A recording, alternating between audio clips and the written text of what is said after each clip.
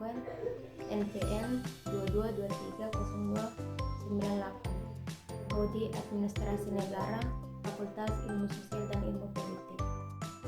Di sini saya ingin menjelaskan tentang analisis gaya kepemimpinan dalam kehidupan sehari-hari. Yang saya ambil di sini gaya kepemimpinan di pemerintahan pusat, di mana gaya kepemimpinan itu dianut oleh presiden. Gaya kepemimpinan Presiden Joko Widodo dikenal juga dengan gaya kepemimpinan yang merakyat, partisipatif, dan pragmatis. Berikut adalah beberapa ciri khas dari gaya kepemimpinan. Yang pertama, keterbukaan. Jokowi sering melakukan dialog langsung dengan masyarakat, mendengarkan aspirasi dan keluhan mereka. Yang kedua, desentralisasi. Ia mendorong otonomi daerah, memberi kekeluasan kepada pemerintah lokal dalam mengambil keputusan. Yang ketiga, pragmatisme.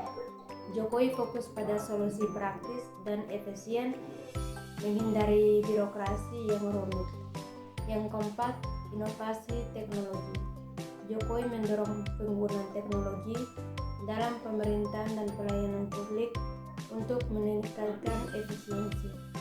Latar belakang singkat, Joko Widodo lahir pada tanggal 21 Juni tahun 1961 di Surakarta, Jawa Tengah.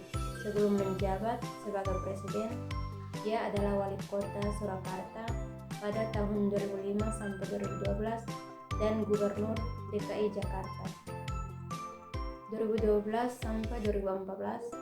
Pengalamannya di pemerintahan daerah memberinya wawasan mendalam tentang tantangan yang dihadapi masyarakat. Jokowi terpilih sebagai Presiden RI pada tahun 2014 dan terpilih kembali periode kedua pada 2019. Di sini juga ingin membahas tentang bidang kepemimpinan dalam pemimpin. Jokowi memiliki beberapa fokus utama, antara lain sebagai berikut. Yang pertama, infrastruktur. Mempercepat pembangunan infrastruktur untuk mendukung pertumbuhan ekonomi dan konektivitas antara daerah. Contoh nyata, pembangunan jalan tol Trans Jawa yang menghubungkan berbagai kota pulau Jawa. Yang kedua, ekonomi, meningkatkan investasi, menciptakan lapangan kerja, dan mengembangkan sektor usaha mikro, kecil, dan menengah atau UMKM. Contoh nyata, program kredit usaha rakyat atau KUR, memberikan akses pembiayaan bagi UMKM. Pendidikan, yang ketiga, pendidikan, meningkatkan kualitas pendidikan dan akses bagi seluruh lapisan masyarakat. Contoh nyata, program Kartu Indonesia Pintar atau KIP yang memberikan bantuan pendidikan bagi siswa yang kurang mampu.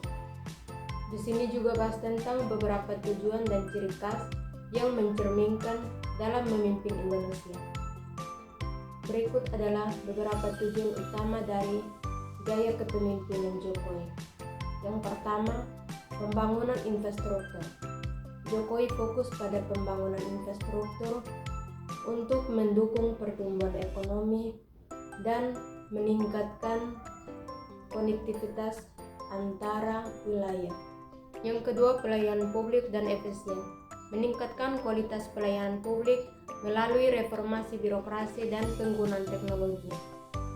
Yang ketiga, partisipasi masyarakat. Mendorong partisipasi masyarakat dalam proses pengambilan keputusan dengan pendekatan yang lebih inklusif. Yang keempat, ekonomi lokal. Mendorong pengembangan ekonomi lokal dan usaha kecil dan menengah atau UKM sebagai bagian dari upaya pemerataan ekonomi. Di sini juga bahas tentang refleksi pribadi. Dari saya, kepemimpinan Presiden Joko Widodo yang sangat mempelajari atau yang kita lihat gaya kepemimpinannya sangat bagus dan kita bisa terapkan di daerah kita atau lingkungan kita. Ini adalah salah satu contoh untuk para pemimpin yang ada di provinsi, kabupaten, maupun di desa, jadi secara keseluruhan. Gaya kepemimpinan Jokowi menginspirasi untuk menjadi pemimpin yang lebih baik.